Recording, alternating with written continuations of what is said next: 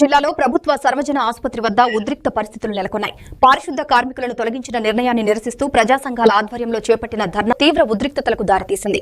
అనంతపురం ప్రభుత్వ ఆసుపత్రిలో పనిచేస్తున్న పారిశుద్ధ కార్మికులు, సూపర్వైజర్లను తొలగిస్తూ పద్మావతి ఏజెన్సీ తీసుకున్న చర్యలను వ్యతిరేకిస్తూ కార్మికులు గత 3 నెలలుగా ఆందోళన కొనసాగిస్తున్నారు.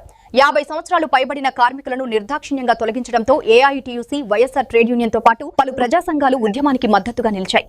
ఈ క్రమంలో ఏజెన్సీ మేనేజర్లు సాయి హరి కార్మికులతో చర్చించేందుకు రాగా మాటల తూటాలు చెలరేగి పరిస్థితి ఉద్రిక్తంగా మారింది. ఆగ్రహంతో కార్మికులు మేనేజర్లపై దాడికి యత్నించడంతో అక్కడ ఉద్రిక్త వాతావరణం నెలకొంది. పోలీసులు రంగప్రవేశం చేసి పరిస్థితిని అదుపులోకి తీసుకొచ్చారు. మేము ఒకటి అడుగుతున్నాం, లేబర్ యాక్ట్ ప్రకారం 1958లో ఇచ్చినటువంటి చట్టం ప్రకారం 58 సంవత్సరాల వరకు ఈరోజు హక్కు కల్పించింది. కానీ ఆ హక్కును కూడా ఈరోజు మార్చేటువంటి ప్రయత్నం చేస్తున్నారు. భాస్కర్ నాయుడు సొంత రాజ్యాంగాన్ని కల్పించినటువంటి పద్ధతిలో చేసే పరిస్థితి కాదు. సో ప్రిన్సిపల్ ఎంప్లాయీకి చెప్పాం, అట్లాగే వైద్య ఆరోగ్య శాఖ మంత్రి గారు విజ్ఞప్తి చెప్పాం, డిఎంఏ గారికి చెప్పాం, ఎవరు కూడా పట్టించుకునే పరిస్థితి లేదు. ఏమంటే మేము అడిగేది మా ఇష్టం, మేము చేసినది చేస్తామని చెప్పేసి పద్ధతిలో చెప్తున్నారు. అది సరైనది కాదు. చట్టాన్ని మీ చేతిలోకి తీసుకునే పద్ధతి కాదు. ఇప్పటికైనా ఎవరైతే దళిత సామాజిక వర్గానికి సంబంధించినటువంటి కార్మికులు వాళ్ళందరూ కూడా దాదాపు 20 సంవత్సరాలుగా పనిచేస్తున్న కార్మికుల్ని కాదని కొత్త వాళ్ళని పెట్టుకుని ఆ రకంగా కొత్త వాళ్ళ నుంచి 2 లక్షలు 3 లక్షల రూపాయల డబ్బులు దండుకోవడానికి కోసమే ప్రయత్నం తప్ప మరొకటి కాదు. రాష్ట్ర వ్యాప్తంగా 3 ఏజెన్సీలు దక్కించుకున్న కాంట్రాక్టును, మిగతా 2 ఏజెన్సీలు ఎక్కడ సమస్య రాలేదు.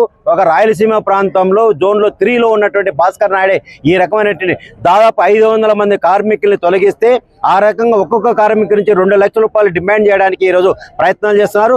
ఆ రకంగా కోట్ల రూపాయల సంపాదన కోసమే తప్ప మరొకటి కాదని చెప్పేసి అడగదలుచుకున్నాం. ఇప్పటికైనా మేము అన్ని ప్రజా సంఘాల తరఫున మేము చెప్తున్నాం, విజ్ఞప్తి చేస్తాం. తక్షణమే ఈరోజు పాత వాళ్ళని అందరినీ కొనసాగించాలి. ఆ ఎంఓలో ఉన్నటువంటి పద్ధతి ప్రకారం కొత్త వాళ్ళని ఎవరో 50 సంవత్సరాల పైబడి తీసుకోవద్దని చెప్పి దాంట్లో ఉంది, క్లియర్గా ఉంది. కానీ అది కాకోకుండా ఈ రకంగా మండుగా వ్యవహరించేటువంటి ప్రయత్నం చేస్తున్నారు. వారు కాదనందుకు నిన్న ఒక మహిళ ఈరోజు ఆత్మహత్యా ప్రయత్నాన్ని గురుగల్పినటువంటి పరిస్థితి ఏర్పడుతున్నారు. అందుకని సాయి తేజారెడ్డి అదే రకంగా హరిని తక్షణమే ఎస్సీ అట్రాసిటీ కేసు నమోదు చేయాలని చెప్పేసి ఎమ్మెల్సీ కేసు నమోదై రోజు అందరికీ నమస్కారం. ప్రభుత్వ ఆసుపత్రిలో పారిశుద్ధ కార్మికులుగా పనిచేస్తున్నటువంటి వారిని బలవంతంగా తొలగించడాన్ని వైఎస్ఆర్సీపీ ట్రేడ్ యూనియన్ తీవ్రంగా ఖండిస్తున్నాం. గత 15 సంవత్సరాల నుంచి కూడా పనిచేస్తున్నటువంటి కార్మికుల్ని ఈ విధంగా 50 సంవత్సరాలు వయసు 50 సంవత్సరాలు ఎవరైతే కార్మికులు ఉన్నారో వాళ్ళని తొలగించడం తీవ్రంగా వైఎస్ఆర్సీపీ పార్టీ ఖండిస్తున్నాం.